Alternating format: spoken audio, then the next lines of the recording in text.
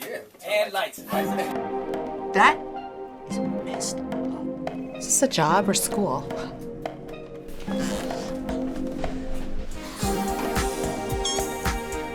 Kathy, I'm so glad you're here.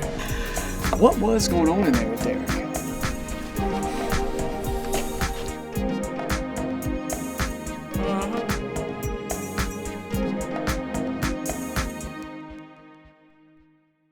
For season 2, I really wanted to expand Racy's journey as I had done in the book 40 Hours in an Unwritten Rule.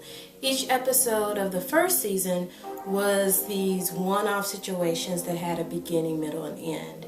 And one of my biggest issues with black stories and black characters in TV is that they tend to be one-dimensional. So I really wanted to grow the show this season and introduce complexity with the characters.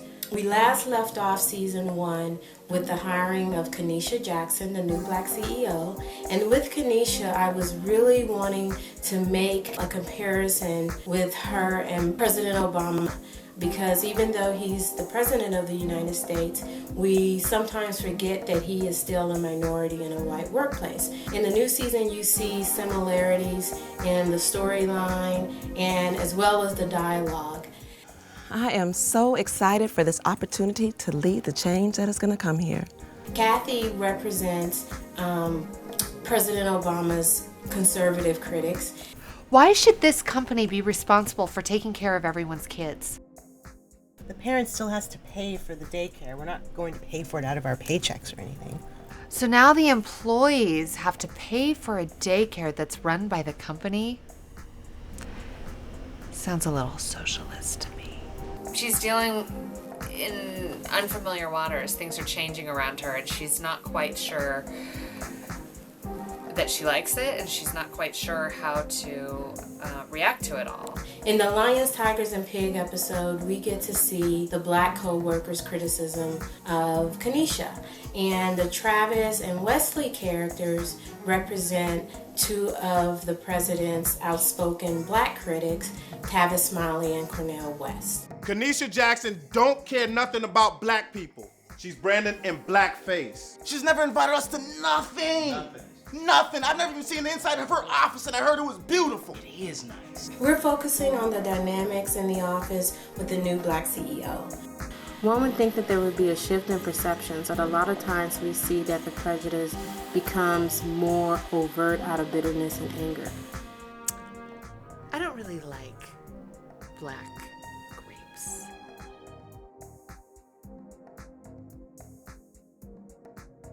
This season, Racy has settled into the company.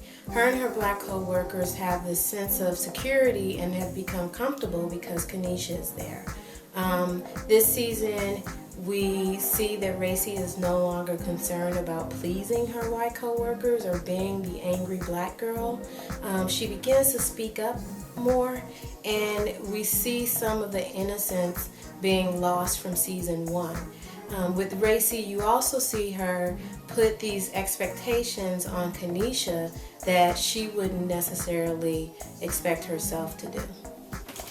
So what you gonna do, Kiki? Huh? I think Racy comes into her own. She's a little more comfortable where she is. She doesn't feel like so much of a fish out of water. With Kenesha, I wanted to show that a black girl from the south side of Chicago can be more than just Kiki. She can be a CEO. And it was important for me to show that she can successfully balance both sides, because a lot of black people do that on a daily basis. Oh, hell no. Kathy better take a seat. In fact, all these white up in here better take several seats. I see how I can wear different masks in different situations, and I think Kenesha does that. She wears a certain mask while she's at the office. At home, she is Kiki.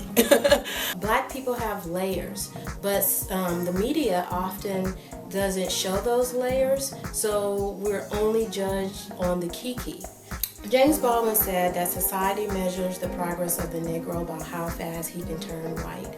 And I think black people have to conform on a daily basis. And sometimes we begin to believe the negative stereotypes that society has placed on certain layers, and we begin to deny those layers. I think that's because we don't talk about it. You know, if we don't talk about what bothers us, or if we don't talk about what we expect, how are people supposed to know? You know, they can't just expect them to find out, you know. It has to be a conversation. So I think a lot of times, like, we pretend we're not what we are, or we try to fit in too much, and we're not being real. October is the Unwritten Rules month.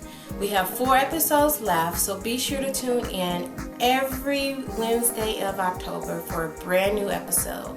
And on October 30th, be sure to tune in to our season 2 finale, because we have some cliffhangers that you do not want to miss. Thank you for supporting our voice for season 2.